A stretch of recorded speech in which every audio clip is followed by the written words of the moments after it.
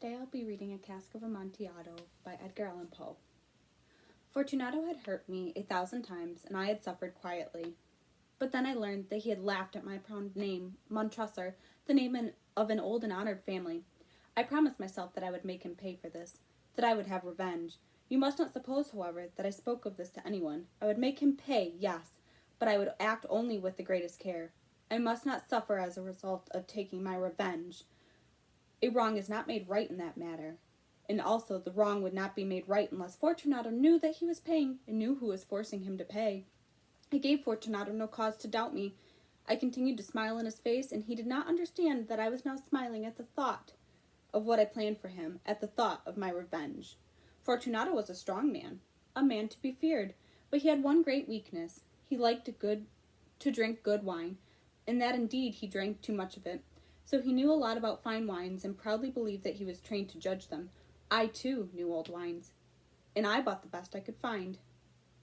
In wine, I thought, wine would be my revenge. It was almost dark one evening in the spring when I met Fortunato in the street alone.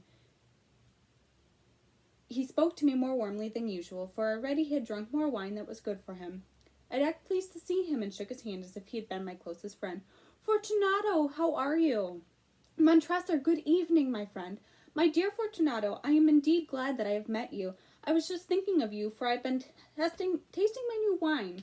I bought a full cask of fine wine, which they tell me is Amontillado, but Amontillado? Quite impossible. I know it does not seem possible, as I could not find you. I was just going to talk to Lucrezi. If anyone understands wine, it is Lucrezi. He will tell me.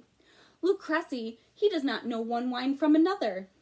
But they say he knows as much about wines as you. Oh, come, let us go."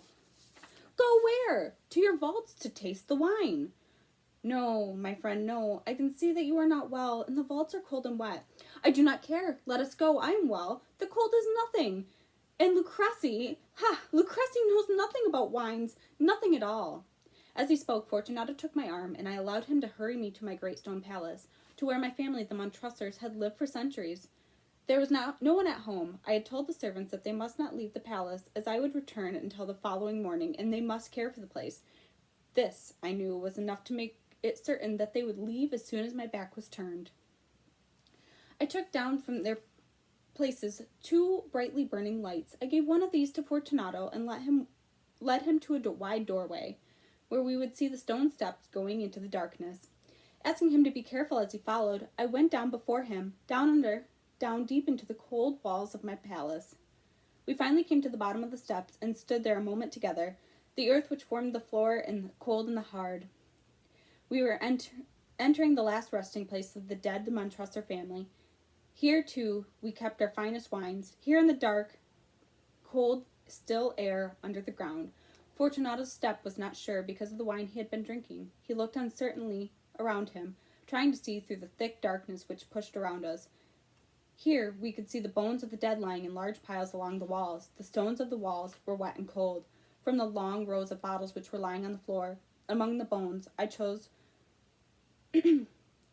one which contained a very good wine. Since I did not have anything to open the bottle, I struck the stone wall with it and broke off the small end. I offered the bottle to Fortunato. "Here, Fortunato, drink some of this fine medic. It'll help keep us warm. Drink." "Thank you, my friend. I drink to the dead who lie sleeping around us. And I, Fortunato, I drink to your long life." "Ah, a very fine wine indeed, but the Amontillado. It's farther. Come on." As we walked for some time, we were now under the river's bed. And the water fell in drops from above us. Deeper in the ground we went, still past more bones. "Your vaults are many and large. There seemed to be no end to them. We are a great family, an old one. It is not far now, but I can see you're trembling with the cold. Come, let us go back before it is too late." "It is nothing. Let us go. But first, another drink of your medic." I took up from among the bones another bottle. It was another wine of fine quality, a de Grave. Again I broke the neck off the bottle. Fortunato took it and drank it without stopping for a breath. He laughed and he threw the empty bottle over his shoulder. We went on, deeper, into the earth. Finally, we arrived at the vault, which the air was so old and heavy that our lights almost died. Again, 3 of the walls were piles of bones higher than our heads. From the 4th wall, someone had pulled down all these bones, and they were spread around us on the ground.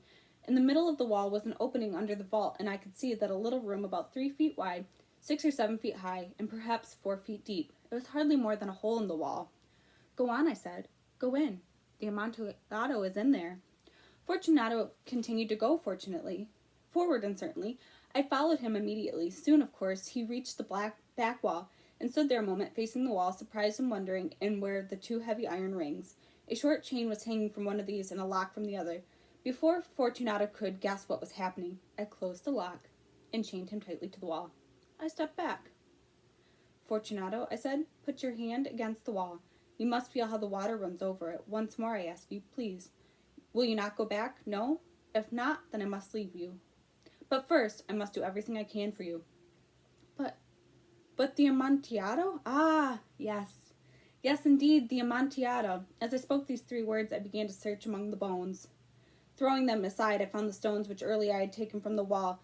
Quickly, I began to build the wall again, covering the hole where Fortunato stood trembling. Montressor, what are you doing? I continued working. I could hear him pulling at his chain, shaking wildly. Only a few stones remained in their place. Montressor!